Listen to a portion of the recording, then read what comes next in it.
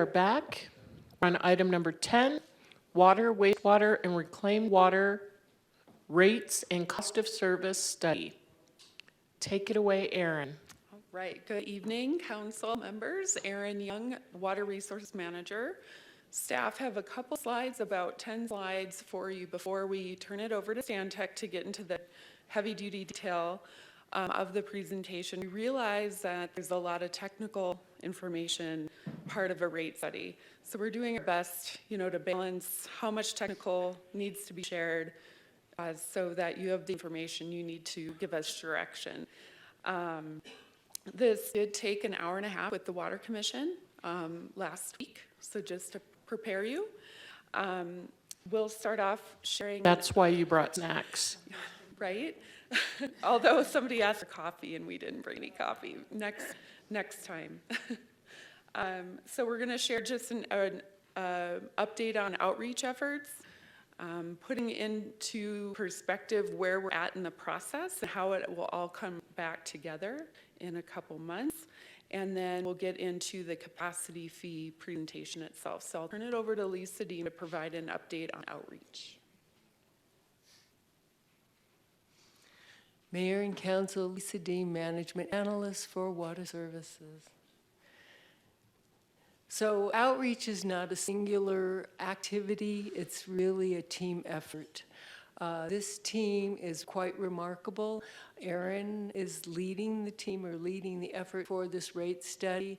I work with the Outreach for Water Services.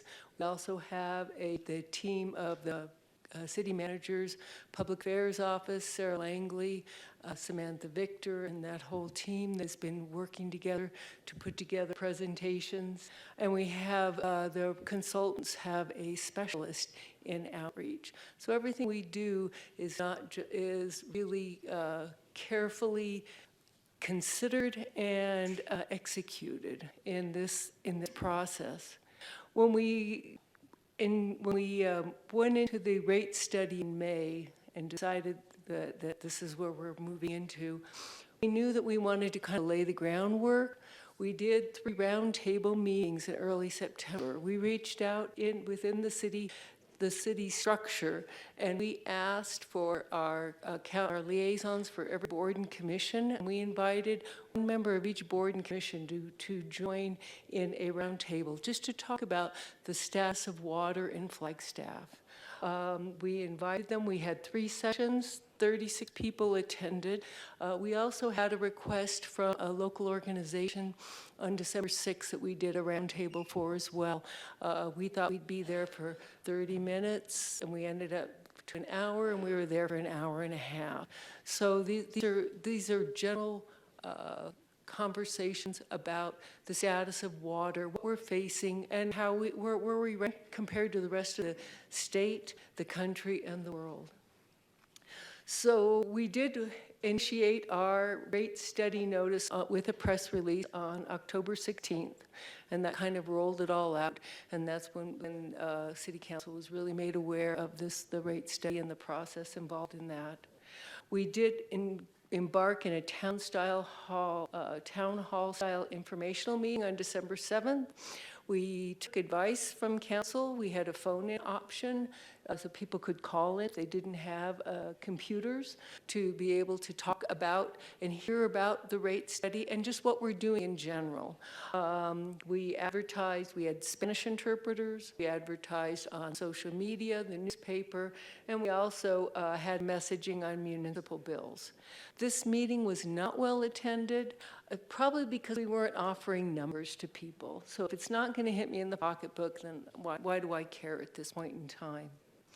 We launched the cleanwaterflagstaff.com website on December 8th, and the Public Affairs Office did a marvelous informational video just talking about what this process is going to be and what water and the status of water in Flagstaff, how important that is. By January 16th, we did compile a list. If you remember, I'm sure you do, we just did this rate study journey with stormwater last year, so we already had a lot of lists going. And we sent a notice to 43 different local organizations notifying them of this rate study and inviting them to speak with us on it. We'll come to your meetings, invite us to the meetings, and let's talk about it, how it's going to impact you, what we can do, and what the plans are in the future. This is the email that went to the community engagement list on January 16th, asking them to engage with us. We want to talk to you about our rates. And the list of organizations. Now, we didn't take every single organization. We pretty much covered the HOAs, all the management organizations, public associations, Downtown Business Alliance, the Chamber of Commerce, of course, the Museum of Northern Arizona, all the nonprofits, everyone that we felt might have a stake or would be interested in this conversation are the people that we invited to be a part of it. So today there was a press release that was sent out, thanks to our Public Affairs Office, specific to developers and contractors. Capacity fees are going to be a big part of this conversation because, quite frankly, infrastructure and maintenance are a big part of our budget. They always have been, and it doesn't look like it's going to get any smaller or any better in the future. So growth-related capacity fees are something that are going to be on people's minds, and we do want to bring it in the forefront. We want to have conversations about it and talk about it. We're scheduling 2 drop-in events at the Water Services Building on January 30th and the 31st, and we're still putting together our list of people we identified as would be interested in coming to these meetings. This is the list. We have not sent it out, so we're also going to send personal emails to each of these contractors or developers and ask them if they would like to have a conversation, if they'd like to come to either one of our open drop-in events or speak with us independently about these fees, how they're going to impact them, and what they're going to do, what services we're going to provide for that. So it doesn't end here, of course. Once we have rates and we have a better idea what these are going to cost, what the rate study, because we really don't know yet. The general water sewer rates events we held during February. We do plan on reaching out personally to the top water users, non-residential, and having outreach, having conversations with them, because they're going to be the people that are going to be impacted most. So we have already compiled lists of those people, and of course in April there will be Water Awareness Month, and that will be one of our showcases that we'll be talking about. This is not all or exhausted. What we can't, this is what we have done, and if we have any suggestions or ideas of how we can better reach the public, we sure like to hear them, because sometimes that's a tough egg to crack. I'm going to turn this over to Erin, and she's going to talk about some of our handouts that we have that we think she's provided for you. Thank you, Lisa. Shown here on the screen are just some examples. Examples on the right, we're developing a bunch of fact sheets. On the right, we'll have a fact sheet on what are the projects included in the 10-year CIP. What are all the charges and fees we're looking at? So when we have these drop-in events, we want the public to take something home with them, including just understanding your municipal services bill. That came up in discussion with you all, and staff did develop the 2 sheets that I handed out to you. So we hope those are helpful. Related to the rate study, however, what fees and charges on your bill are we talking about? So this slide I'm highlighting for a common single-family residential bill or a commercial bill. What are those fees we're talking about? So I've highlighted them here. Also included as a handout are our rate tables. Pretty much everything on the rate tables will be touched by this rate study, with some exceptions that I wanted to mention. So highlight sort of crossed out in the light blue colors we're not addressing here. The water, energy, fee is not part of the rate study. The water resources protection fee is not addressed by the rate study. Stormwater rates were updated last year, and then the trash and recycling is not part of the water, wastewater, and reclaimed water rate study.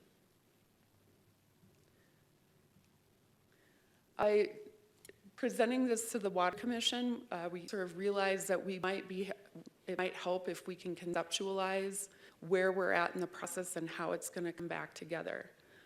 So we've asked you for one point of council direction so far. That was in October. That was on what level of revenue did we want to target for the rate study. And in October, you provided us with direction. Let's target our full CIP needs that were presented. With our revenue needs, we need to charge fees and other charges to equal the revenue needs. We do that through the bucket in the blue, the miscellaneous fees, the fund balance, base meter charges, and our usage rates. All of those sort of need to total our capital program needs and our operating fund. And on top of that, we have our capacity fees. Those fund the growth-related projects. So on February 6th, we'll be asking you for direction on what we're talking about tonight, capacity fees.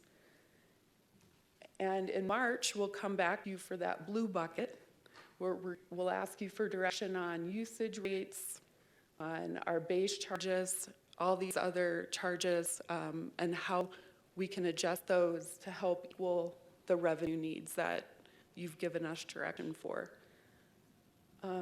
Another way to look at it is in a flow chart form. Number one was that direction on the level of financial investment provided to us on October 23rd. That was a joint meeting with the Water Commission. Number two will be on February 6th. So again, we're presenting this tonight and we'll come back on February 6th for direction. Number three will be on rate structure and rates for the water, sewer, reclaimed water funds.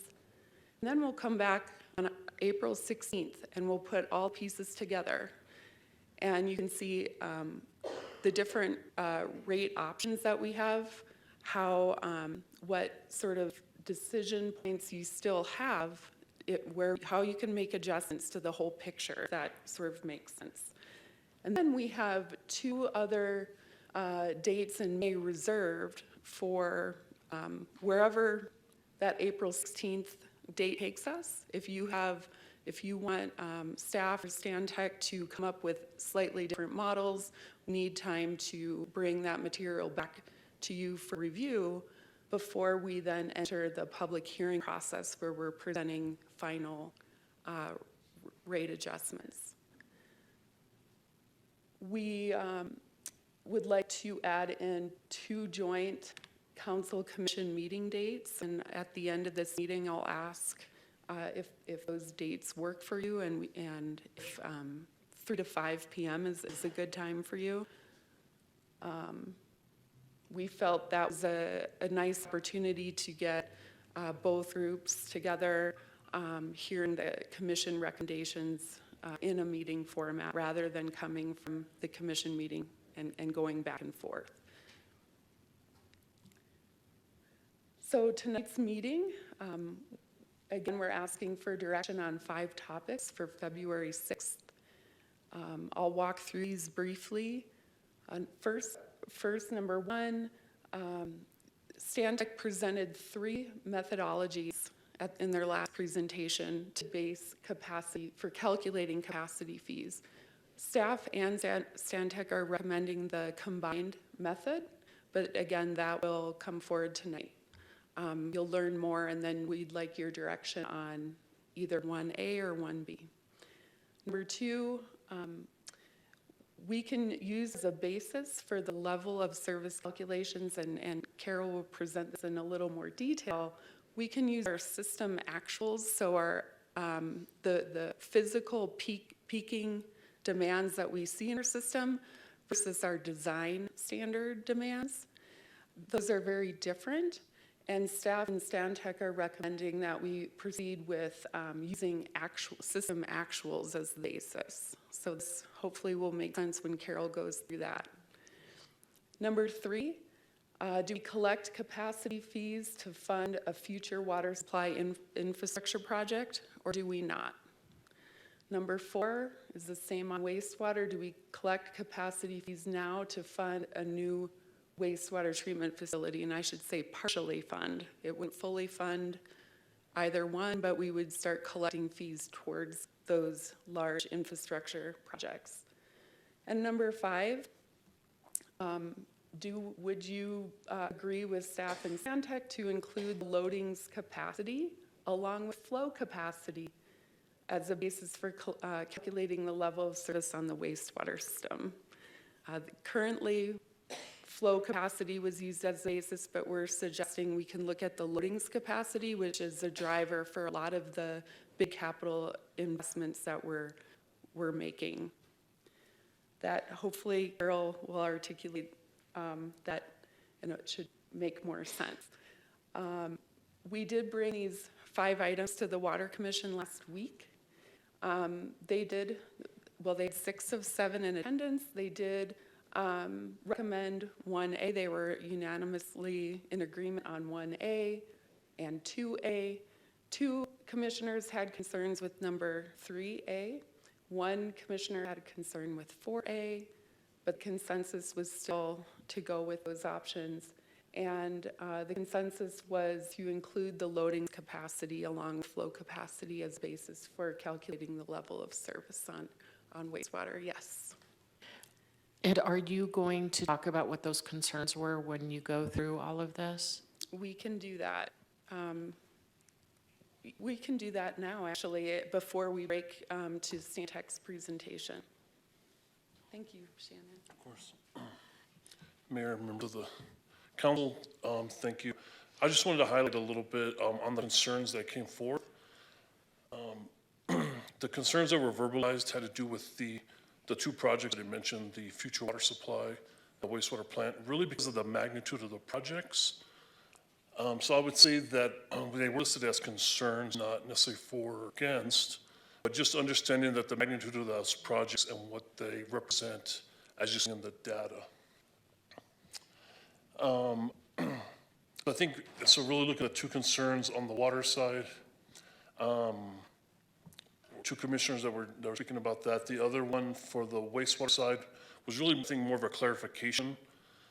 And that was identifying that the amount of funding that we're looking at for the new wastewater treatment plant, does that include advanced water purification going to direct potable reuse?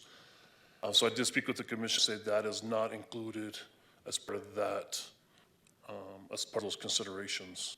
So again, we do appreciate their insights into that. We do understand the magnitude of those projects, which is, I feel we've been very meticulous through this process, that we have the ability to turn those on and off and have these discussions.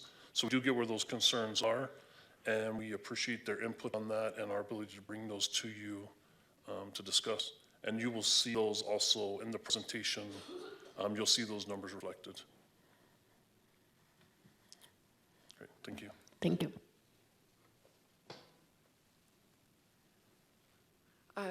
Before we move forward to the Stantec presentation, we'd love to hear any comments on the outreach efforts or where we're at in the process before we move on. Council, questions, comments, suggestions for additional outreach?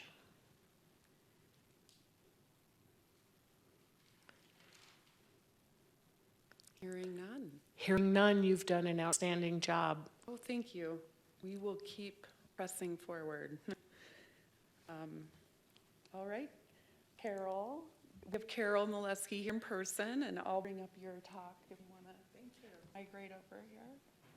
Thanks, Erin. And Mayor and members of council, so great to see you in person, and good afternoon.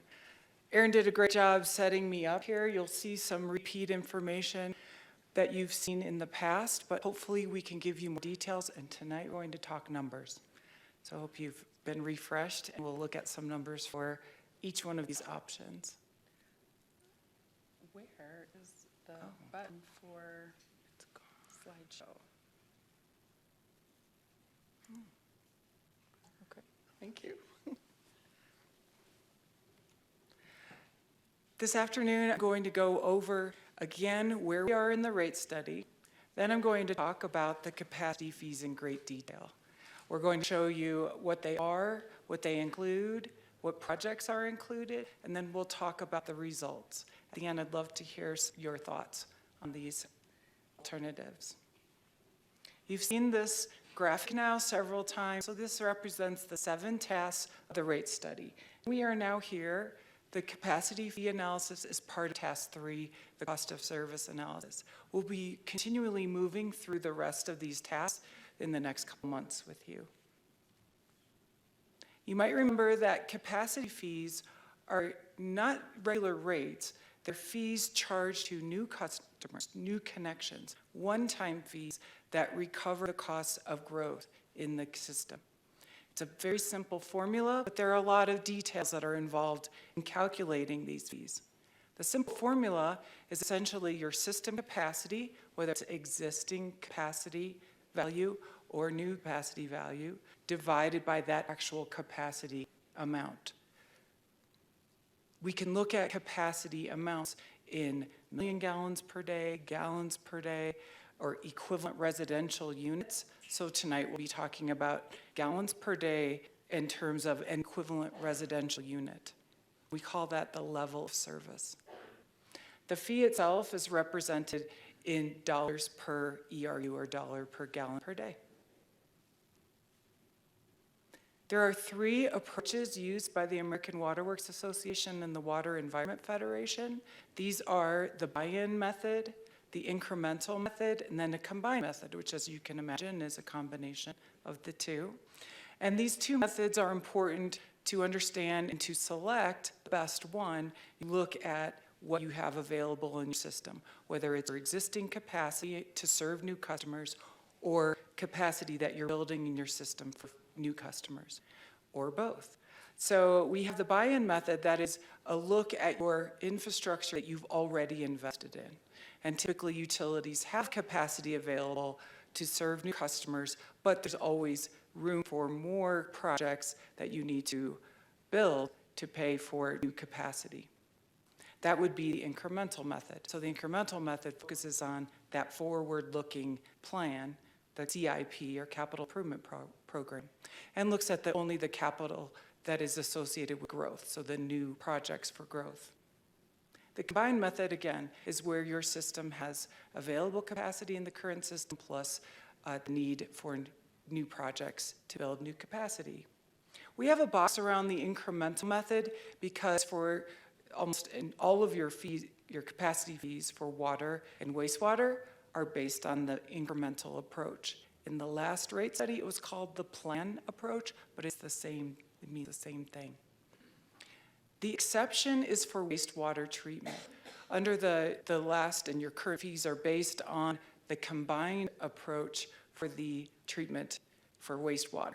So that wastewater treatment is focusing on both capacity in existing system plus future capacity. The last time we talked with you, we showed this table, but without a lot of the details. So there's a lot of detail here. And I wanted to mention that essentially the approach that Stantec followed in working with staff is to go through all of the methods. So calculate fees for the buy-in approach, the incremental approach, and the combined approach to provide you with a range of supportable fees. So we have all these fees that we're showing you tonight are supportable based on your data. We did use a lot of your staff time. They met with us on many occasions to go over the assumptions that we're going to be talking about tonight. This table presents the water funds information, the wastewater fund information. It does not include the large projects in these values. So we'll talk about the future water supply project and the new wastewater treatment plant expansion in later slides. But for today, the water fund projects, particularly the incremental method and the buy-in method, so both methods and the combined method, I wanted to mention that they include the projects and the capacities for the growth-related reclaimed water costs. And there's several reasons we do that. First, that the last study included the distribution-related costs for a reclaim system in the water capacity fee. The second reason we're doing this is because you don't charge capacity fees for reclaimed water. In fact, you have a set number of customers, and currently you have a set amount of reclaimed water that you can deliver to these customers, so you're not adding new customers to be able to recover the costs. Plus, your whole water system benefits by those reclaimed water products. So you're able to extend the capacity that you have in your system longer by using reclaimed water. So we've agreed with including those distribution-related projects for reclaimed in the water capacity fee. On that water side, for the buy-in method, we're looking at the total existing system value in today's dollars. That's what RCNLD means, is replacement cost new less depreciation. So we take a cost escalation factor, we bring all of the original costs of your existing assets to today's dollars, and then we subtract depreciation for what's been used in the system. So we have a net value. We know that that net value has a capacity for flow, or million gallons per day, of 16.9 million gallons per day. So that came from discussions of the different components of your water system with your staff. On the incremental method, we're looking at that total 10-year CIP that Aaron mentioned earlier, that we looked at for that full 10-year CIP. That 10-year CIP is estimated to be $209.5 million, but it's not all growth related. Some projects, as we'll show you, are entirely for new customers, and some are a portion. So out of that $209.5 million, 70.5 is growth related. That's the amount we include in this analysis. And the amount of incremental capacity and flow here from new wells and new water supply projects is 1.53 million gallons per day. When we combine those two together, it's a simple formula. We add the asset value to the growth-related capital to get $257.5 million of system value. And then we add the existing capacity to the incremental capacity to get 18.43 million gallons per day. That's the foundation for the combined approach, and we'll go over those results in a minute. The wastewater side is very similar. I won't go through all the numbers, but I need to mention something in particular. There's an added element that Aaron mentioned regarding wastewater capacity. Not all of your future projects contribute to capacity increases for flow. A lot of those growth-related projects are needed to build up your treatment capacity for the waste constituents, so the strengths and loadings at your plant. That's biochemical oxygen demand and total suspended solids. You've probably heard that before, BOD and TSS. That additional treatment capacity is necessary for expanding that ability to treat those flows. So we have that capacity listed in pounds per day, or PPD. That's an added level of complexity to the wastewater capacity fee, but you'll see how we deal with that in a second. There was a question from the Water Commission as to what projects are we including in this capacity fee study. The list you see here is over the next 10 years, the projected projects that have a growth component. So it doesn't have to be 100% growth related. Some projects are multi-purpose, so they provide capacity or they help serve your existing customers plus new customers. So we've included those project costs over the next 10 years. And you'll see some big numbers. The new well and pump house is $26.2 million, but that provides additional capacity for new customers. The percentage growth column is multiplied by the dollar column to calculate our growth-related capital projects. That's the $70.5 million. Oh, I'm not even using my arrow here. Okay. That's the $70.5 million of growth-related projects on the water side. We've also added what the capacity is, the incremental capacity, for these projects, in case you're interested. So the added capacity is important. Not every growth-related project adds flow capacity, but we include those costs in the calculations. Finally, you'll see the large future water supply project at the bottom. This project is estimated to be $230 million. We do not have a specific date for it, but this is to run a scenario that will show you for the option of beginning to collect capacity fees to set aside for funding this project, or partially funding whatever project may come up that are capacity related for future water supplies. So this particular assumption of $230 million is estimated to provide 18 million gallons per day of incremental capacity. The options that we'll show you include those values. We have a similar table for wastewater. It's a little shorter, but this is where you can see some additional complexity. So for example, the Wildcat dewatering facility, the Rio Solids treatment project, and the Wildcat solar drying facility all deal with your solids handling. They're still needed for growth, but they're not necessarily adding to a volume or flow ability to treat flow. So we want to include them, and we want to be able to address how much of a loadings capacity that they could address. And for the asterisk here for the added capacity for the Wildcat dewatering facility and the Wildcat solar drying facility, the 16,200 pounds per day is a combined capacity for those two. We did not split that out. On the wastewater side, the total growth-related projects are almost half of what the water growth-related projects are.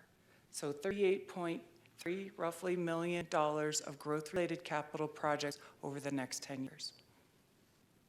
In the scenarios where we add the wastewater treatment plant expansion, that's approximately $245 million for a capacity of 9 million gallons per day.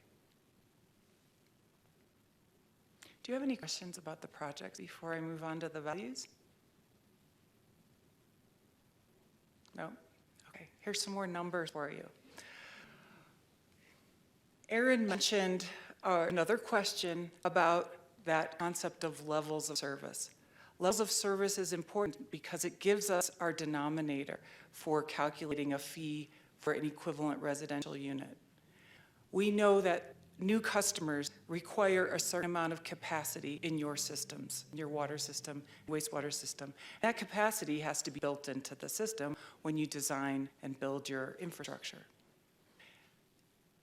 According to industry guidelines, we typically use a code or a design standard out how much should be set aside for the level of service for an equivalent residential unit.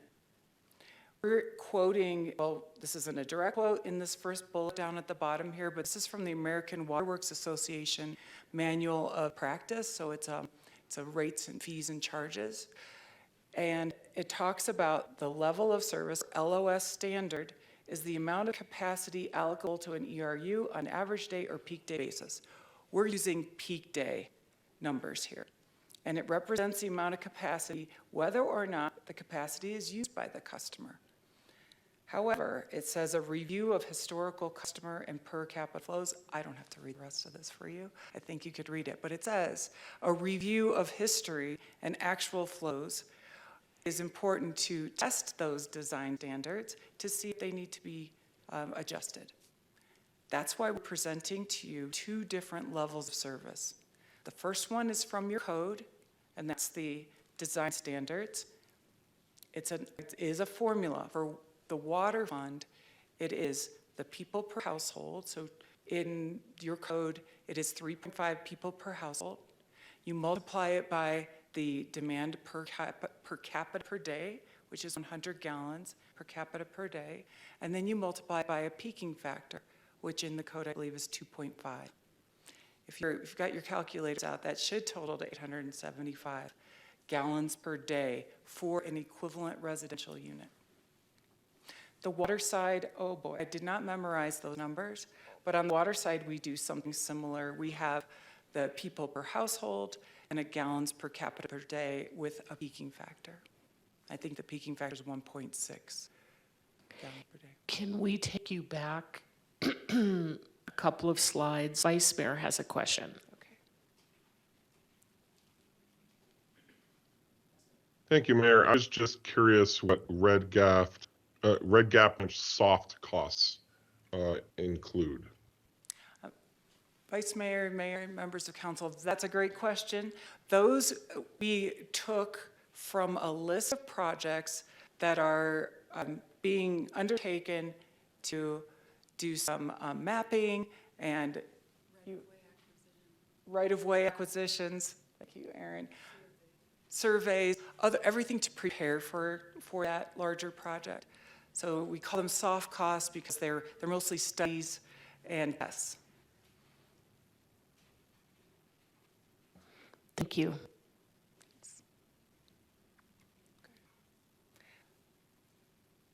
To get back on this level of service slide, I went through the design standards.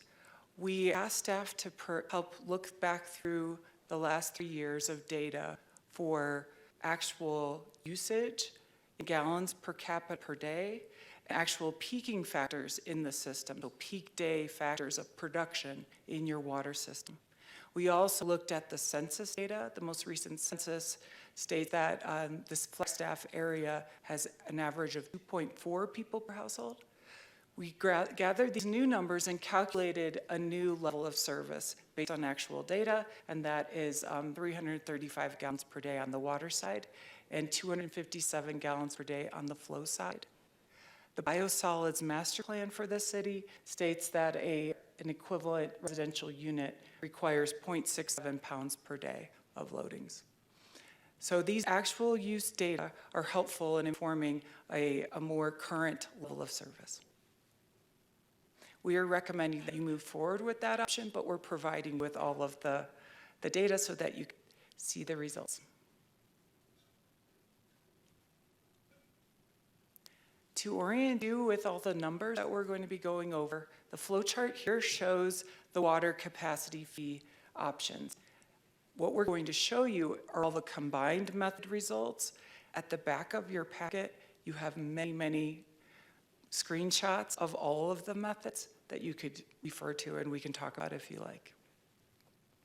For the water system, we're going to show a set of fees for the actual use data and a set of fees for the design standards. And for each one of these, we'll have, so option 1A excludes the future water supply project. Option 1B includes the future water supply project. Under the design standard, we do the same thing. We're calling them option 2A and 2B. No future water supply project and future water supply project.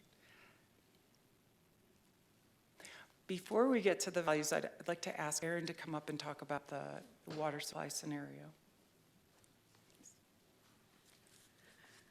To help with your direction and eventual decision on whether we include a future water supply project in capacity fees, I believe, Council, you asked staff, well, what is the status of water planning? When would we need a new project? So I'll just provide you with our latest graphs on that.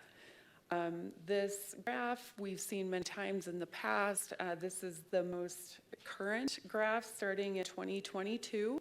The different colors are different water supplies under our designation of adequate water supply from the Department of Water Resources. The blue is the volume of water from Upper Lake Mary. This is a 74-year median annual volumes that we can generally rely on. The purple is our direct delivered reclaimed water. In the summer, we're at capacity, we really don't have more water to deliver, so we're holding that constant, that volume constant in our designation of adequate water supply and in this graph. The brown, all colors combined, all browns combined, are local groundwater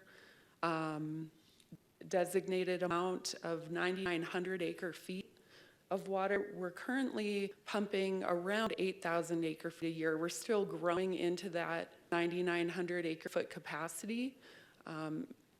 Some of our projects, growth related, are 4 new wells. So those are local wells that will keep drilling wells until we kind of meet that 9,900 acre feet capacity someday.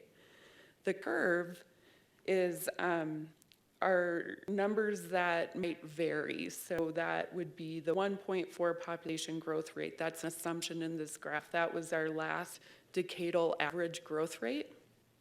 And another variable is how much water our population is using per day. So we're assuming a 6-year average of 95 gallons per capita per day. That's all water used, commercial, industry, residential, and that's our water losses in our system divided by the population.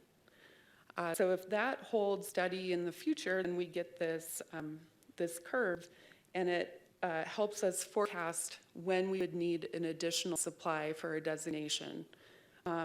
This is our base case scenario, and that point in time is around 2051.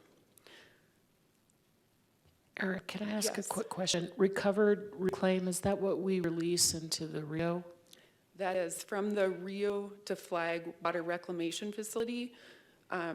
That facility is upgrading of about 4 or 5 of our groundwater wells, whereas discharges out of the Wildcat Hill Water Reclamation Facility, the discharges occur kind of towards Doney Park, and we don't have any groundwater recovery wells, so we can't claim that 3,000 acre feet. That leaves the other facility. And then our estimated natural recharge within the collection area of our groundwater well fields is about 3,000 acre feet a year. So this is showing that, you know, there is some groundwater mining going on. Go ahead, Councilman. Thank you, Mayor. So a couple of questions. On this chart, you have the population of 178,000. What year is that tied to? That is around 2080, 2085. My question, curiosity in this is, since we're kind of landlocked, even if we just look at only the rate of population increase up to date, there will come a time where we can't exceed that because they're not, I mean, I have a hard time believing that we could get to 178,000 unless we started expanding our city limits. So I just wanted to point that out. And then I know we're talking right now about, you know, I wrote down the large projects for the future, wastewater and water. And so what you're showing us here is where the large future projects kick in, the need on what year we would need to have money saved for that, put into it. Correct. So in this base case scenario, that's around the year 2050, or at a population of about 118,000. The last regional plan projected a population for the city of, I believe, 150,000 or more, but it kind of capped it at 150,000. The current regional plan, there are different density scenarios, so it's a good opportunity to look at what the population could be built out in that process. Okay, yes, that's good to know, because as we look at density, which we're all moving towards and wanting to do, we also need to make sure we're reminded of that when we're doing infrastructure and, you know, getting from point A to point B with that many people in our town. And Sarah Dechter is always referencing our designation of adequate water supply and how those two are linked. The next chart is one scenario, and we chose the resiliency scenario to demonstrate that if there are a couple of things that could happen that could impact our water supply. One being a large fire within the Upper Lake Mary watershed that could result in sedimentation of Upper Lake Mary and loss of Upper Lake Mary for some time period. So if we take out that lower blue water source, it accelerates the need for another water source. The other thing that we're realizing is the lower Lake Mary well field is not recharging from snow melt or, any moisture very quickly. We're definitely dewatering that aquifer. We need to throttle back on pumping from that aquifer over time and transition to wells that are more sustainable. So that brown 9,900 acre feet also drops off as we determine kind of more sustainable pumping locally. So those sorts of changes to our water supply portfolio, if you will, would accelerate the need as soon as 2040. So under resiliency scenario, Flagstaff is awesome at water planning. We, for decades, have been doing great work, and that affords our community water supply sustainability, security. So this is a reason why we might start saving funds now for an infrastructure project, which will come to City Council for a decision what that project is. But we do have Red Gap Ranch from a 2004 bond election passed by the citizens at 80%. So yes, we are pursuing the soft costs of that project so that it's secure that we can build it someday. So I hope that this provides you with some pieces of information as you make that decision to collect capacity fees for a future infrastructure project. Yes. I'm sorry, Maria. You just made me think of something. So the bond that was passed in 2004 was to pay for the soft cost? That was to purchase, I can't remember the exact wording. It was to purchase water rights or water project. At the time, we were in a severe drought and we weren't able to produce water from Upper Lake Mary. We were drilling emergency water wells and we had to curtail water use in the community. The city was looking for other options for water security, and I believe it was a $15 million bond that was passed, and we purchased Red Gap Ranch for, I think, $8 million or so. I'd have to bring back exact numbers. I was just curious if the soft costs that were in that are also covered in the bond, or, because I know there's been a lot of fees and costs since that purchase, but I was just wondering if we're duplicating those efforts or not. So that was kind of my question. I think I'll look to, we do have soft projects that are in our current capacity fees, in our current budgets. I just meant the that line was- item that we had back to Vice Mayor's question, the $4 million for soft costs for Red Gap Branch. I just was curious if any part of the bond money was also to be used for that, if that makes sense. Thank you. Come on down, Rick. Hello, Mayor, Vice Mayor, City Council members, Rick Tatter, Management Service Director. Those bonds have been already spent and paid for, and they did pay for projects such as getting Red Gap Ranch and some other projects that dealt with that ballot measure. So yeah, there were soft costs initiated in that. Your legal fees, your designs and those kind of things are generally part of a bond that you do issue.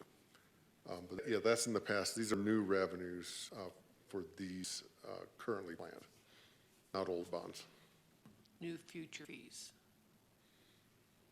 I know some of these are on the existing fee level. It depends on how you break it out. Okay, all right, thanks.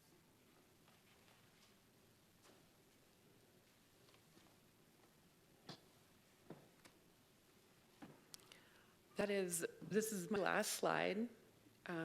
Before I turn it back over to Carol, Mayor, any other questions on need for or timing for new water supply? Okay. And as you know, a lot of our projects have taken decades to secure, and they will continue to. So, thank you. City Manager.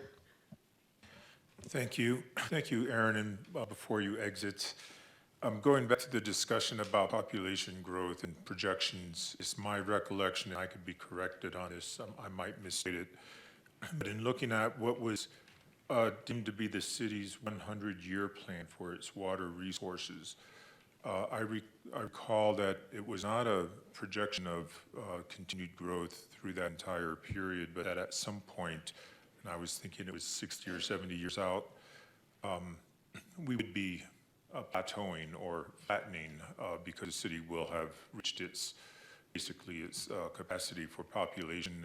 And so the 100-year plan is a good plan. It gets referenced a lot. We, of course, bought a lot of time in that with our conservation efforts. But I do also think that the plan is predicated upon a flattening growth at some point in the future. Am I correct on that? I would say there are still scenarios that reach a higher population, but all of them will plateau at some point. The more we conserve, we're creating more volume of water for more people if we could fit more people. I'm not sure if I'm exactly addressing your point. You are peripherally. I think the point I was getting to is, I think those projections, at least as they exist now, are fairly conservative and not based upon rampant growth through time, but rather a pretty realistic population projection that eventually does reach a peak or a plateau. Yes. And I would to agree with to that. that point, I recall that the name of that plan, we all have to have, in the state of Arizona, our 100-year plan for 100,000 population.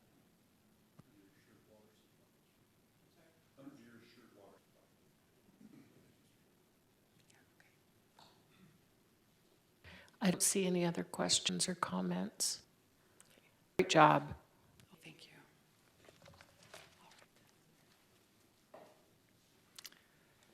We talked about the water options. We have a similar flow chart for wastewater where we walk through, but we have twice as many options because we are offering that different type of level of service.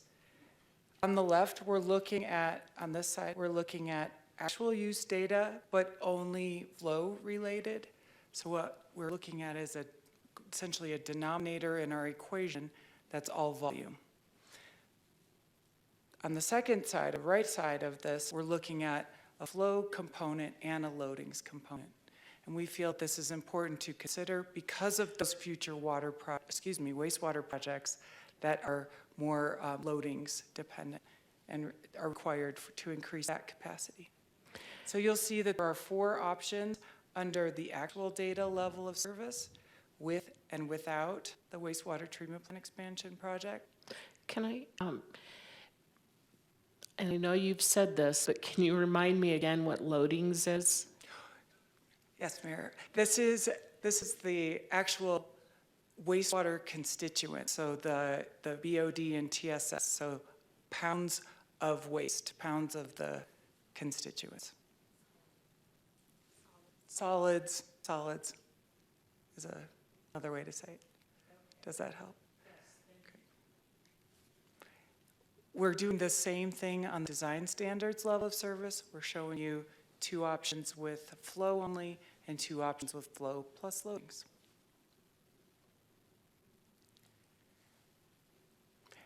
Aaron showed you your current rate schedules, and you might have these in front of you. I wanted to talk about your current capacity fees for the moment. The water capacity fee is in the column, actually the 3rd column of this table. And you'll notice that it varies by water meter size. So the 3/4 inch meter is $5,720. That's your current fee for water. And as you increase in meter size, the fee goes up. That is due to the capacity provided by the larger water meter sizes. So as your water meter size gets larger, you can deliver a lot more capacity through that meter. Therefore, the capacity fee itself gets scaled. So we can scale, and if you look, just hop right down to the commercial or non-residential schedule. You have the same 3/4 inch meter fee And then these fees go all the way to a 10-inch meter size. The sewer capacity fee you currently. Can I? Oh, yes. Sorry. Yes, absolutely. And the, that fee is for taking, connecting that facility to our existing system. And then does the city actually install that connection?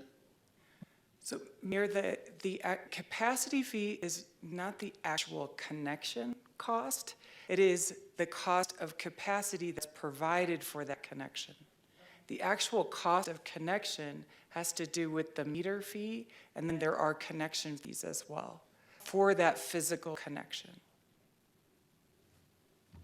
Yeah, it's all in the, and actually, we are going to be looking at those fees, the meter fees and the connection fees. Go ahead. Councilmember Harris. Oh, thank you. I had to get to my button. So for the, how do you determine what size, like the 3/4 inch, how do you determine that? I mean, what size that, so I built a house. So how do I determine the 3/4 inch or the 1 inch? Does that Mayor? make sense? Yes, yes, Councilmember Harris, and Mayor, I do not size water meters, but I'll give it a Oh, try, okay. and Shannon can help. The 3/4 inch water meter size is a typical residential connection size. It offers a certain amount of water that is available to those customers, and that's how we base our capacity fees, on that equivalent residential unit, a 3/4 inch meter. And for other meter sizes, Mayor, Councilmember Harris, Shannon Jones, Water Services Director. The way we calculate that is we have our engineering section and development review make that determination during the plan review. But a couple of indicators that go through is looking at the amount of fixtures of a design. Does the building going to require fire protection? Does it have sprinkler systems? And so they do these calculations to determine what's the peak base of flow for that unit, and they determine the meter size to the development review process. Okay. Does that answer the question? Yes, it does answer my question. Thank you. Councilmember Matthews. So Shannon, if there is a commercial property and they're doing some remodeling and realize maybe their water line was outdated, 2 inches, and they need to increase to 3 inches, do they still pay the water capacity fee for the 3-inch even though they were having a 2-inch before? Mayor, Councilmember Matthews, it would go through that evaluation, so they would look at capacity fees, but they would also, if a project changed enough, it could actually trigger a water sewer impact analysis or to go back to the modeling to also determine that. So I think it really depends on how much of a change it is. And again, through our plan reviewers and our development engineers, they're looking at that at the permit level. Okay, thank you.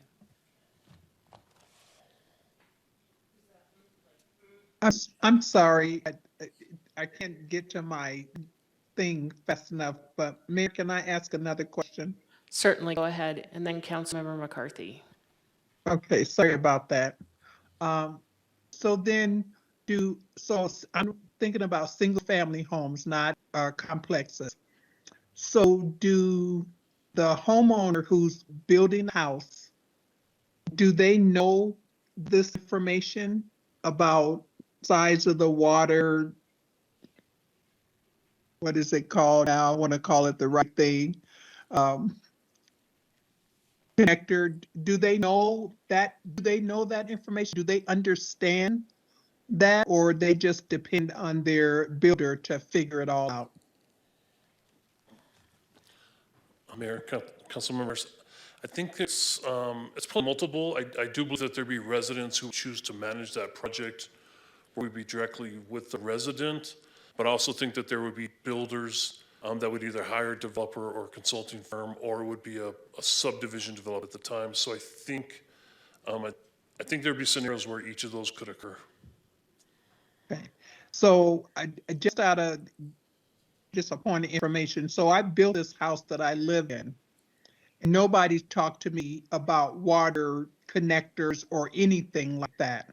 I just looked at the model and plan, and I kind of built the house. So I'm just wondering if people had a better understanding of some of these costs, if they could make some different kinds of decisions. But that's not your issue, though. It's just me wondering out loud. Yeah, and I think Thank that's, you. I think that's a great point. At the residential level, it wouldn't necessarily trigger that. I think, again, adding fire suppression into a residential home, I think would trigger a meter size upsize. Adding an additional bathroom wouldn't increase the meter size. Just as I would say, maybe as an example. Okay. So adding fire suppression systems as compared to additional bathroom or half bath isn't going to change it, but once you put the water sprinkler system in, that changes it?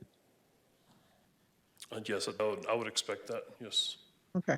All right. Just curious. Thank you. Councilmember McCarthy. Did you want to go first? If you don't mind. Please Councilmember, go. When a resident, I'm sorry for asking you a question. When a resident is building a home and they come in for their building permit, wouldn't they be informed that they need to connect to the water and sewer system? And do they get some sort of a form where they're, notified of what that would be?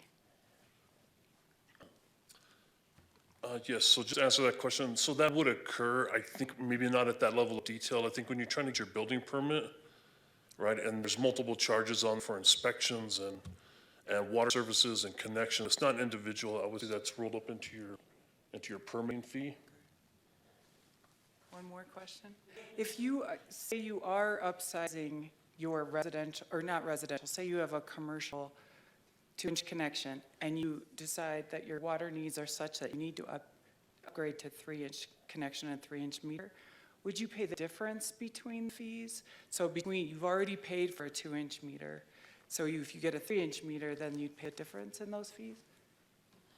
Yes, that's correct. That would be the expectation. If you downsized, you get refunded the fees. No, you don't. I just got to get ahead of that one. Thank you. Well, your second question was my very question. I have to clarify something. The meter fees and capacity fees are not part of the building permit. They take it over to our customer service team and request the installation, the cost. They pay them for those fees. Okay. It's a separate, Not part of the Step. building permit. not part of the building permit. Thank you. All right, those are all the comments, questions I see.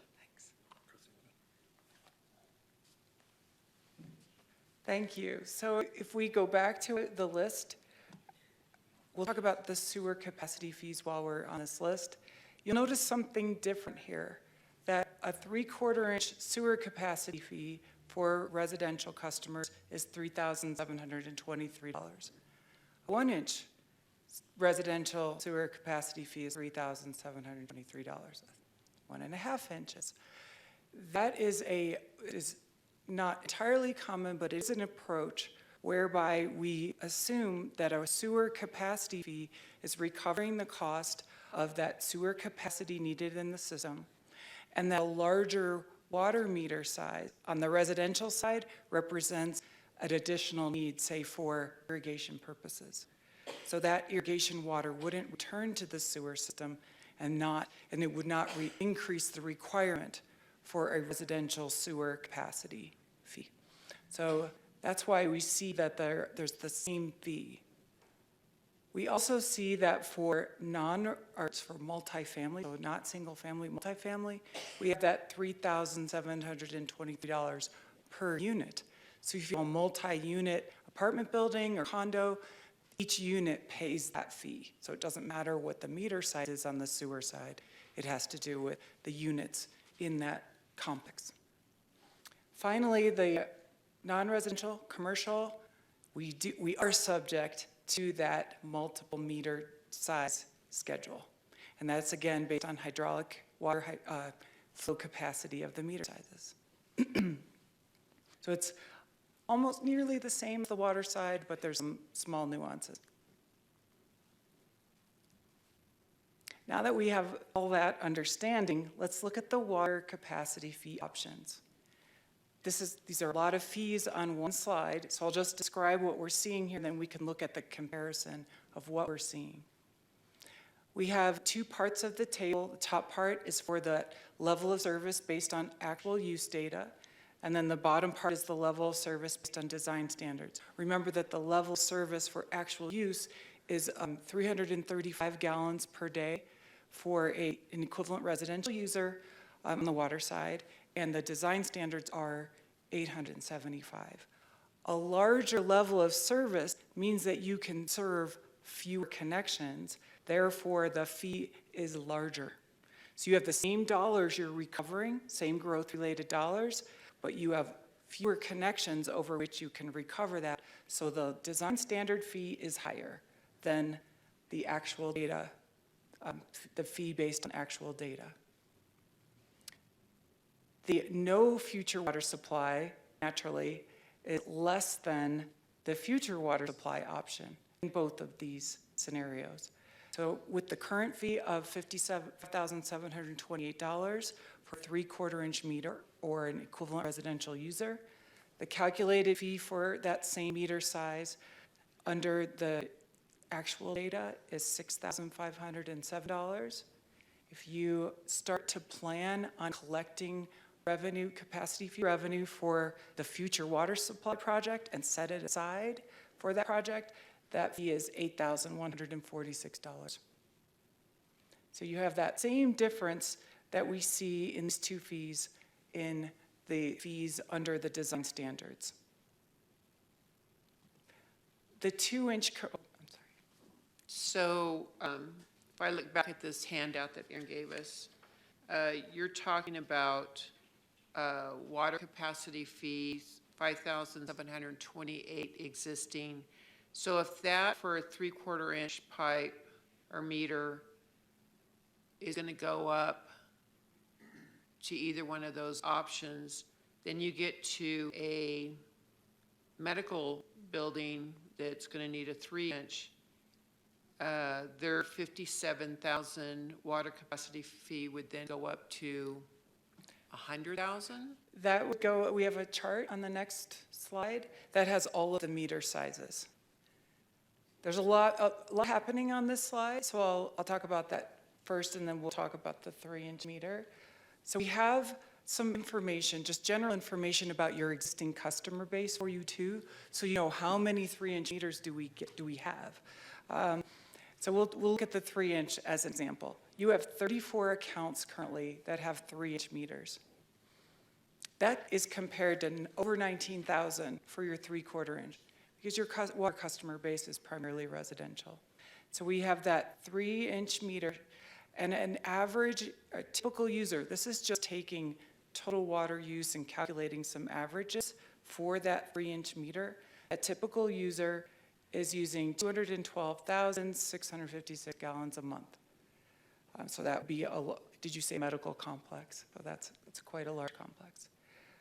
That meter size itself, and these are another caveat, is these meters, every different kind of meter is out there, whether it's an irrigation meter, a turbine meter, a compound meter. They all have different flow capacities, and they typically can push through a lot more water than really is used on an average monthly basis.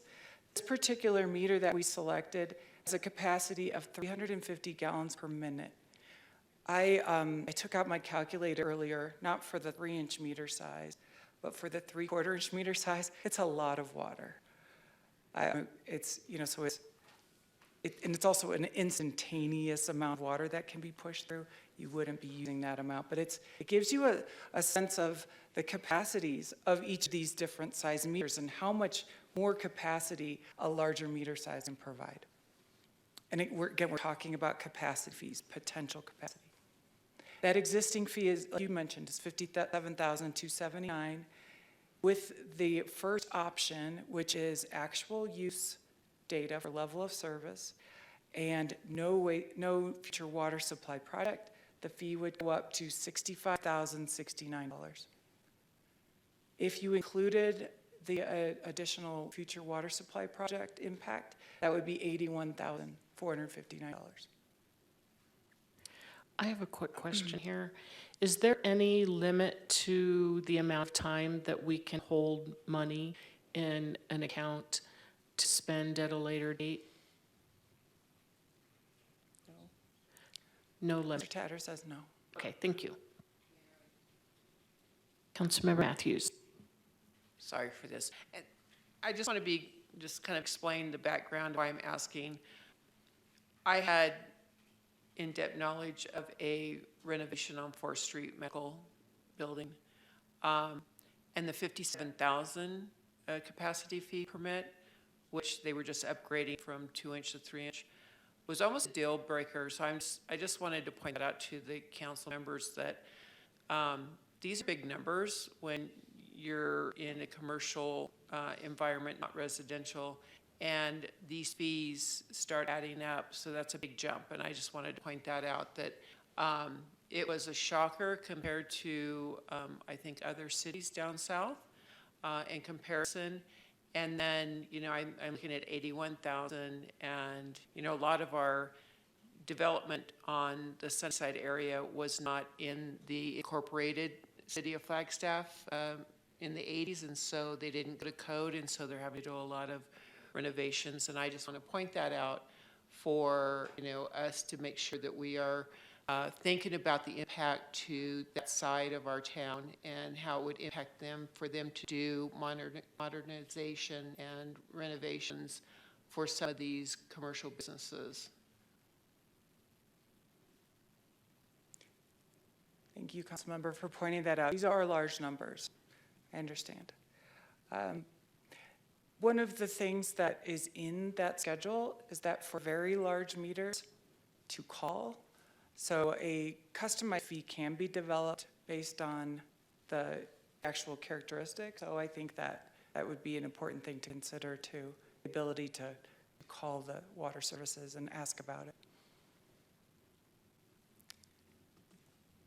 I'm going to go back for a second because I wanted to talk a little bit about the future water supply again, and that would be the commitment to set aside that money for the future water supply project.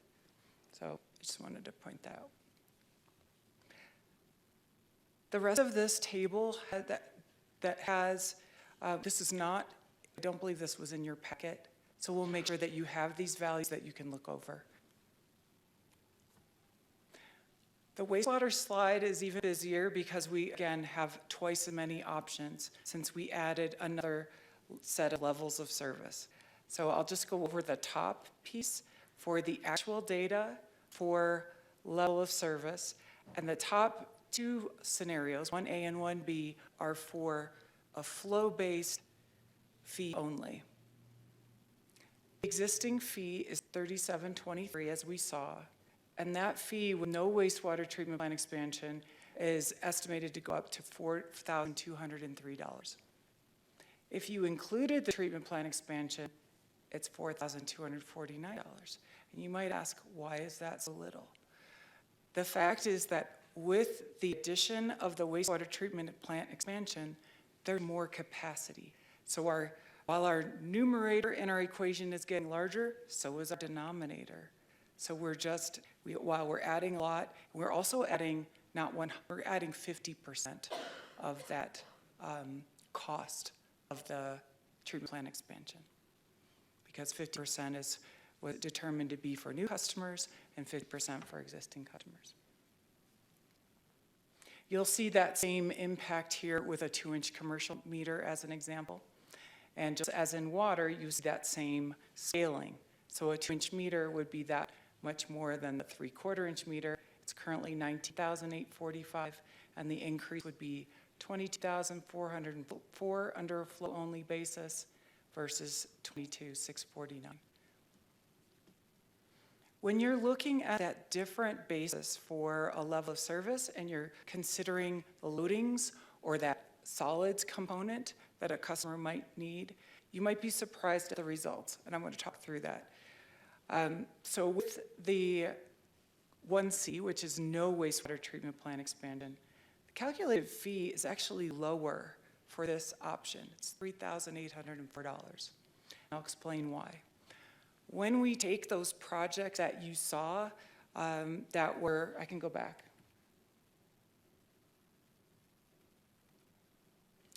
The projects that you saw that have the pounds per day in capacities, so all the solids treatment. Previously, we were putting those in a bucket and just dividing by the total flow capacity. Now we're splitting out those costs and calculating the unit cost on a pounds per day basis. It's a different unit of service. So that's what splits out the capacity fee between flows and loadings and calculates the new fee based on those two components.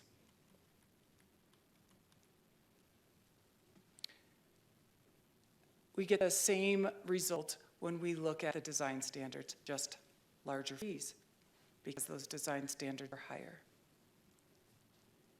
The schedule that we're showing here is all four options using the combined methodology and having you'll have to go 1A is again flow with no wastewater treatment expansion. 1B is with wastewater treatment plant expansion. 1C is flow plus loadings. You get how this works. So we have that same type of schedule. We do have a note here that for larger meter sizes, we recommend that a customized fee is calculated, particularly if you're going with a flow plus loadings approach, because different customers, particularly large industrial customers, have different solids and waste constituents than a residential. We talked about comparable fees in the past, and this time, this is a similar chart to what we showed you last month. We've added the year in which those fees were adopted. So Boulder, Colorado has the highest set of fees combined, and those fees were effective in 2022. Bend, Oregon was a very recent fee, 23. But as you can see, we're looking at, for Santa Fe and St. George, we're looking at, probably outdated fees that might be currently being reviewed. We know that Pagosa Area Water and Sanitation District in Colorado and Queen Creek and Surprise are likely updating their fees this year. So we don't have that data yet, but we know that the fees are going to be increasing for those customers. And you made it through those numbers. Do we want to have any questions before we talk about the next steps? I'm wondering if you have a slide or some way to compare what the Water Commission, what their recommendation was with the charts that you just showed us of the fees? Mayor, we don't have a slide like that, but we could probably compile what Aaron brought up earlier. Even just verbally, Okay. to go through these fee options and verbally compare it to what the Water Commission said. Okay. So we'll start with water, and the Water Commission members were in agreement with using the combined methodology, first of all. So that's the set of fees that we've been showing you. The Water Commission members agreed with using actual data for the level of service. So that would take us to this top part of the tables. Two commission members had concerns about 1B, so the future water supply option, but the rest of the commission were okay with 1A. So that would be on the 3/4-inch meter going from 5728 to 6507 for a 3/4-inch meter. But so they weren't recommending that we also start saving for future? Because, yeah, wasn't it We're B? okay with it? Oh, I'm sorry. Okay. So there wasn't, okay, my apologies. Yeah, so my apologies. They were okay and comfortable, except for two members, with the 8,146. Thank you. On the wastewater side, they were looking at option 1D, the level of service using actual data, applying a flow and loadings approach, and looking at the wastewater treatment plant expansion, which would be going from $3,723 for a 3/4 inch meter to $4,086. Yes, there were, thank you. There was one water commission member that was concerned with the approach. We can have a slide prepared if you like for the next. That works for me. Council, questions, comments? I know we have questions and comments. Councilmember McCarthy. Are you asking for direction tonight, or is that going to be at the next meeting? Oh, Mayor and council member, at the next meeting, we wanted you to be aware of all of the options before we ask you for direction.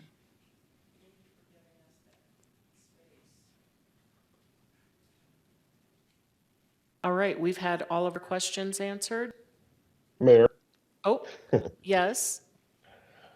struggling with the mute button there. Thank you. My big question, you mentioned that two of the water commissioners had reservations about including future water supply upgrades. Did they share reasons why? Did they share the thinking?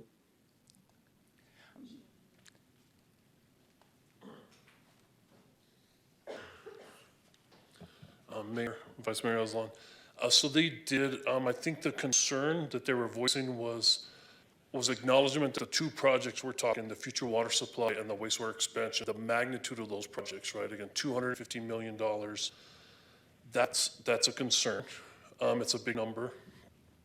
And I think the additional concern and conversation was specifically around, again, the timing of when that would occur, and if the wastewater plant expansion was advanced water purification, which I clarified that that's not the case. When we talk about the wastewater treatment plant, it's not advanced water purification. So I think we talked to that concern, but we noted that that was part of the discussion. So hopefully that answers your question. Yeah, thank you, Shannon. Thank you, Mayor. And Councilmember Harris asks if you're finished with your presentation, and you're finished with this part, then the next part is for you to explain next steps to us, right? Correct. So Councilmember Harris, if you have a question or a comment, now would be a good time. Well, I have a comment, but it's an overall comment, so maybe I should wait until I hear next steps. All right, here we go. This is the schedule that we have laid out for you. If you agree, there's some options here. We will come back to you for direction on capacity fees on February 6th. At that same time, we're going to start talking to you about rate designs. So I know everyone is anxious to hear about the actual water, wastewater, reclaimed water rates and different rate structures. So we'll initiate that discussion and those options at that point. But the goal will be to ask you for direction on the capacity fees. On February 15th, we'll go to Water Commission with the same information on water rate and wastewater rate designs. On February 26th, we'd suggest, I'd like to join you and the Water Commission for a rate design workshop. Want to say anything about that? I won't be here that day. I just throw that out there.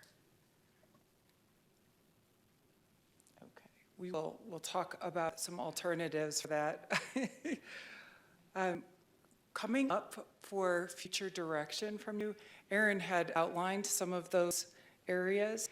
We will ask for rate design direction in March. This is key. At that point, you should be able to see some alternatives and the bill impacts on different customer classes. So you'll have the information that, hopefully, that you need to make some decisions on that. And then, we set aside some, as Aaron mentioned, some work sessions. So there's an April work session where we'd like to go over any type of policy directions that you might have. If we haven't covered something that we need to bring up, we can talk about those in April. And then we'll start that full process of getting the rates and fees together in April through May with a series of meetings with you and the Water Commission. The public hearings are scheduled to start in June, and with September 1 being the rate effective date for new rates. And what method will there be for us to hear the feedback from some of the organizations that you presented to? You know, like top concerns.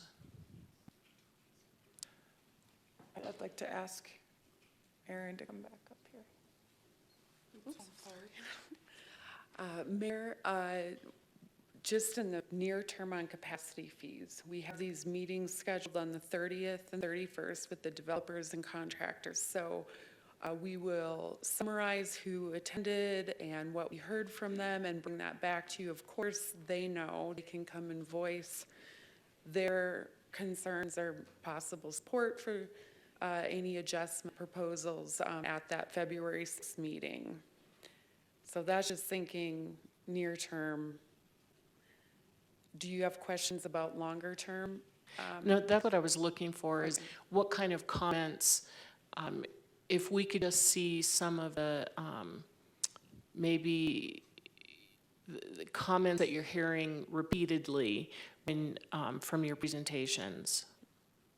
Yes, and these two, Mayor, these two meetings are drop-in meetings, so as people come in, we'll talk to them, we'll give them handouts, or we'll walk them through the process. So they're not all getting the same presentation necessarily, but we can summarize what any concerns were from those interactions. Councilmember Matthews. Thank you, Mayor. I don't recall on your list of organizations that you were going to reach out to, but did it include the neighborhood associations? And the reason why I asked, again, and I don't mean to just belabor this, but if you drive down 4th Street and you go to almost where the Texaco station is and you look to your left, you will see a medical building that has VisQueen covered up on some of the external walls. It's been there for a year because the developer or the investor stopped because of the cost. So my concern is creating a blighted area in our older neighborhoods that, when they go in to try to upgrade and develop, it's cost prohibitive. And so I hope that we bring in the neighborhood associations because it will have a direct impact on them. And we don't want to see any more buildings like we have right now on 4th Street that's been sitting there. I don't know what their future plans are, but it would not be a good look to have a lot of those on 4th Street, so. Mayor and Councilmember Matthews, do you recognize any of the names of who you're suggesting we reach out to on this list, or could you provide me? I see Southside Community in there, okay. Okay, good, yeah. I see them on there. I just couldn't recall. So we've hit them with kind of the general, we're doing a rate study, we're talking about capacity fees in February, January, February.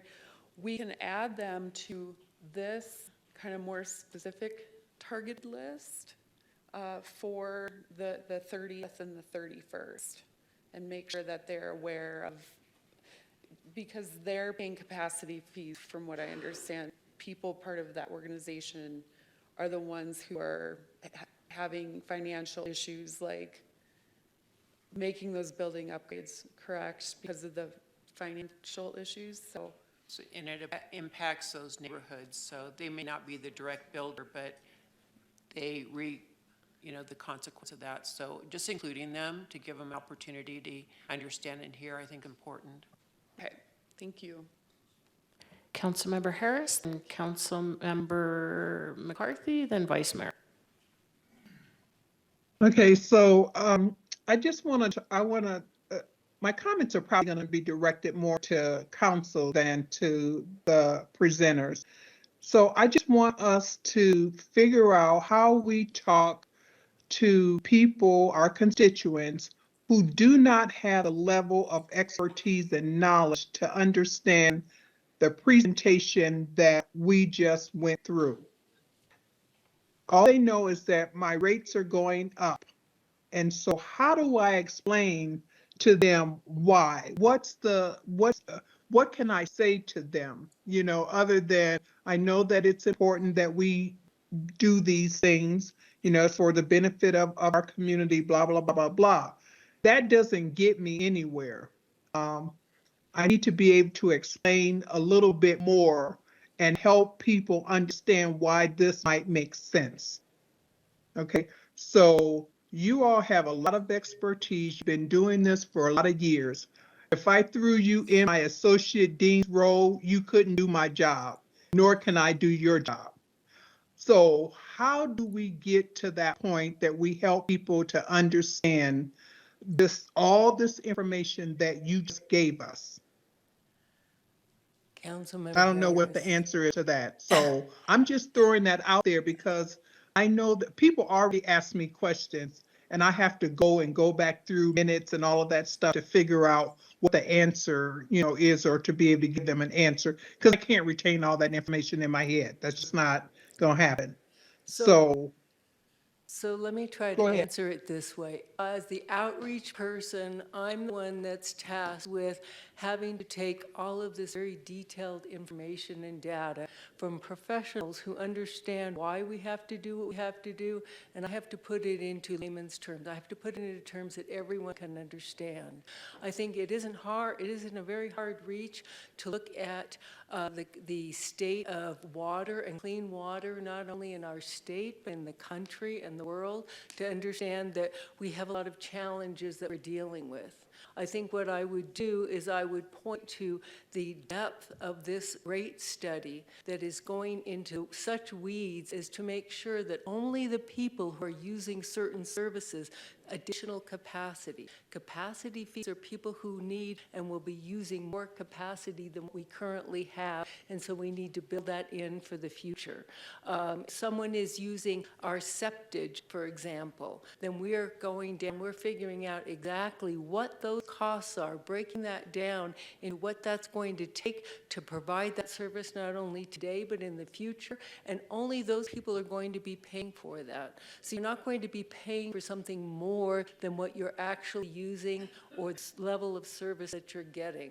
So what we're trying to do is we're trying to break down all of these needs and all of these costs. There are projections, but as we all know, things have increased in price, and they've increased in infrastructure for water services.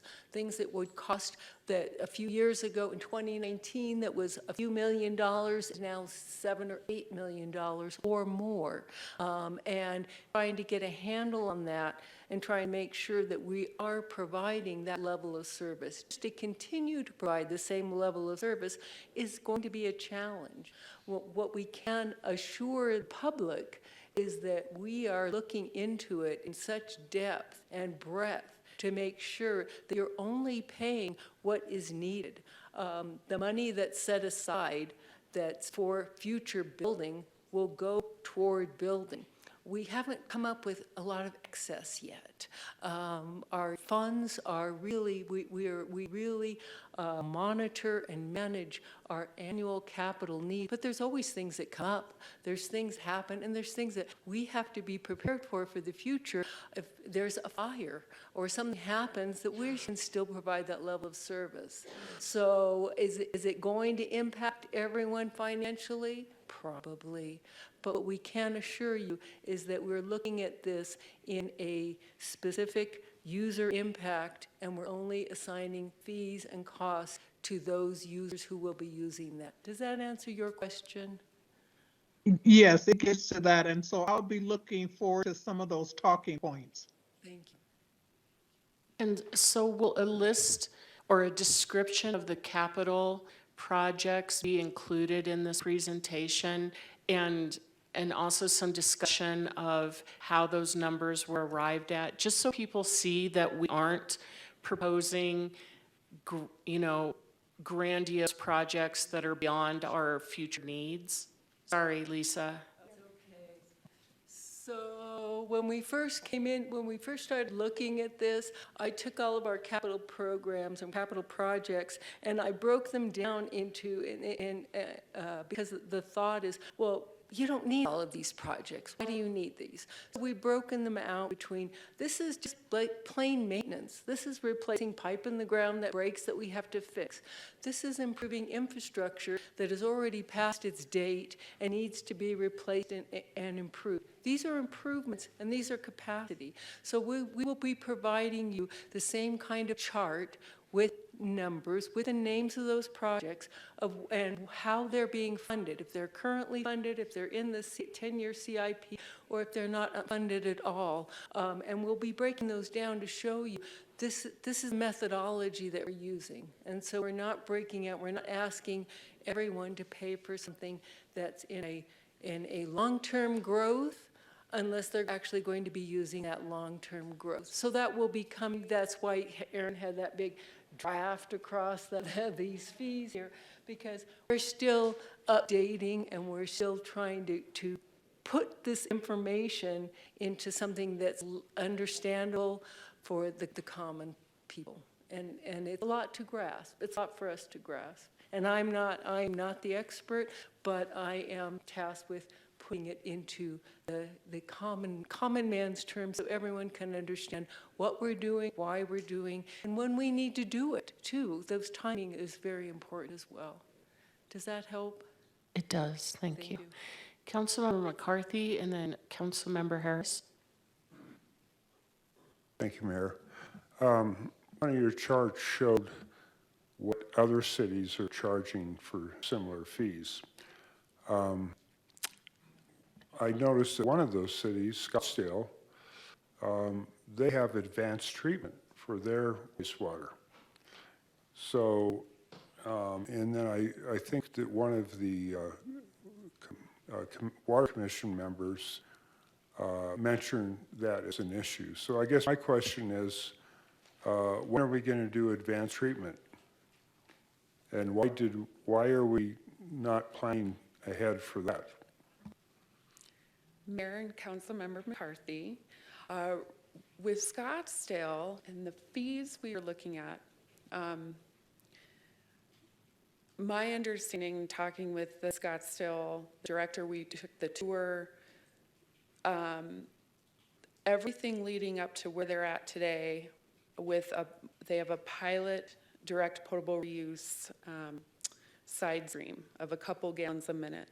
But all the infrastructure projects leading up to where they're at, where they could just add that side stream, that was all funded by the golf course communities. And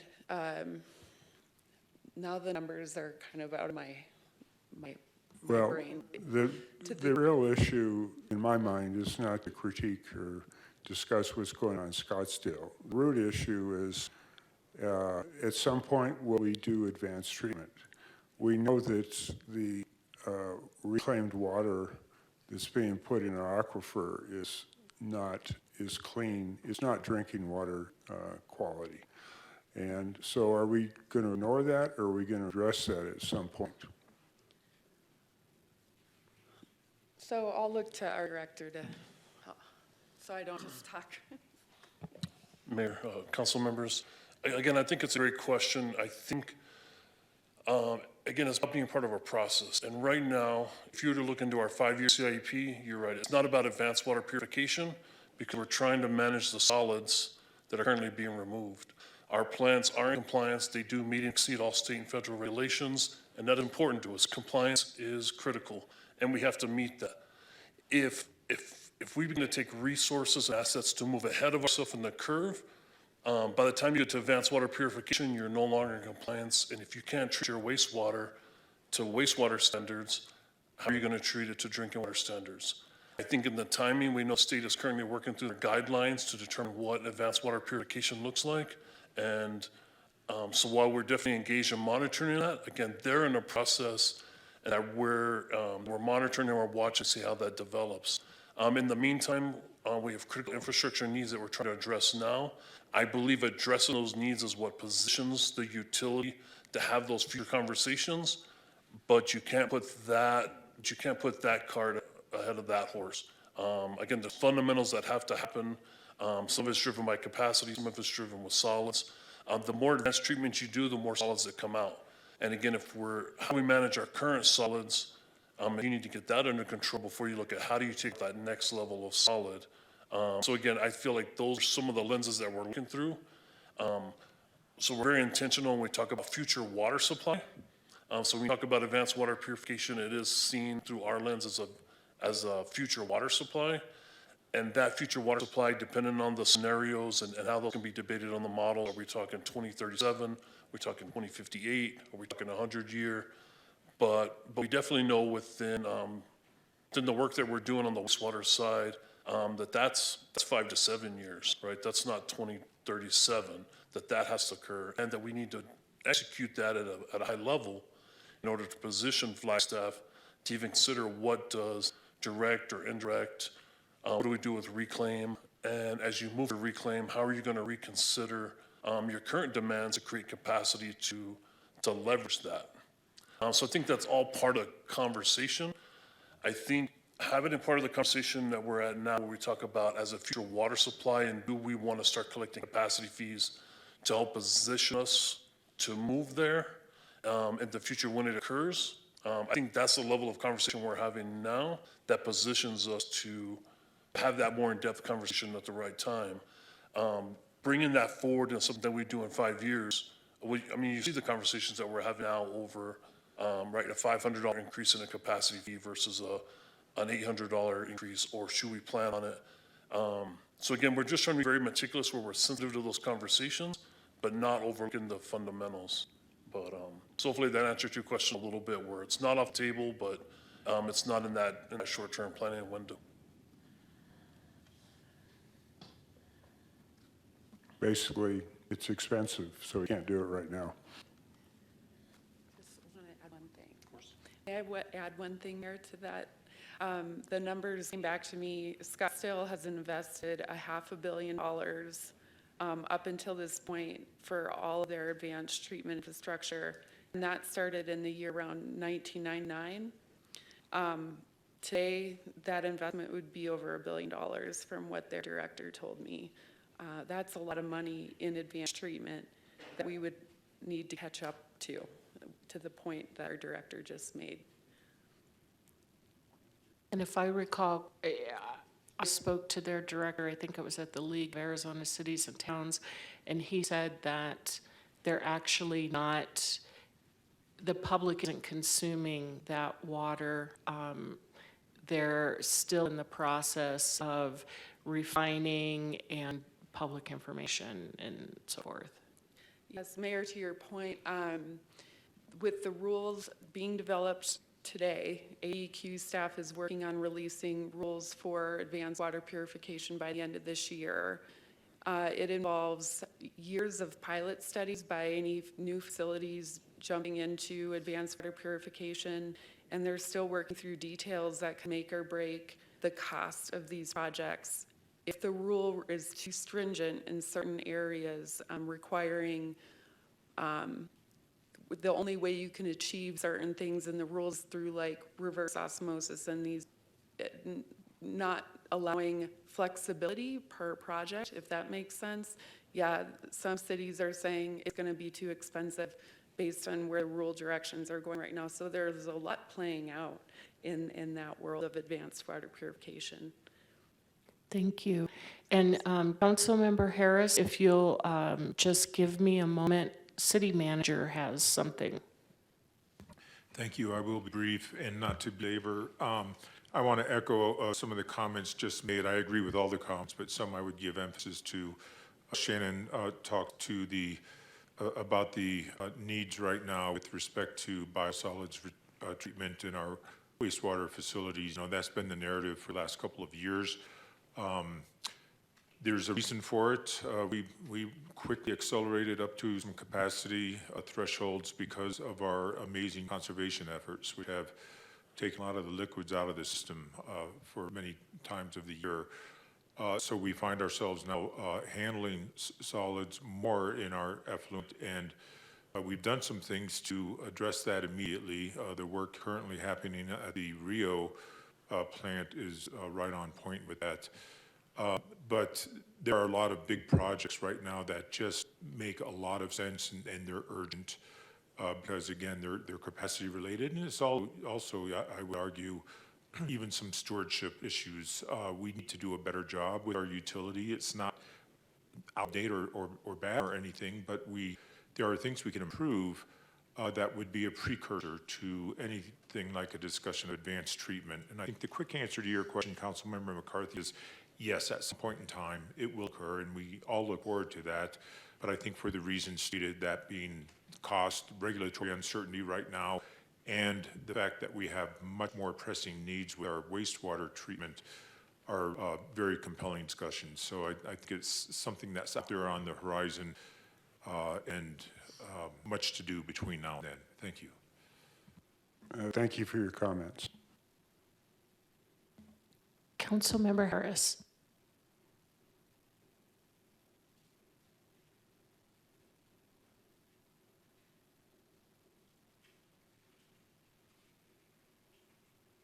Councilmember Harris?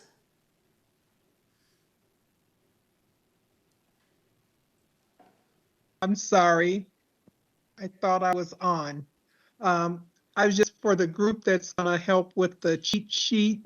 Can you make sure that you do a legend? So when you use terms, acronyms, that you write, list them out so that we know what they are? Because people won't know the terms like you know them, okay? So, and then from there you can use the initials, but it would be nice to have a sheet. Mayor, Councilmember Harris, we've heard you. We will Thank you. do our very best to find all acronyms and list them out on a cheat sheet. Thank you. Okay, I don't see any other questions or comments from council. So we look forward to your next presentation and to poring over this information in the meantime. And council, you asked some great questions, and I think I speak for all of us, but I thank you all for questions that you asked, because we're helping each other work through this. So, and thank you, staff. This is a huge project to keep moving along in addition to everything else that you're doing. So thank you. You're welcome. Mayor, council members, we really appreciate your time and attention as we work through this process. Thank you. Thank you. All right.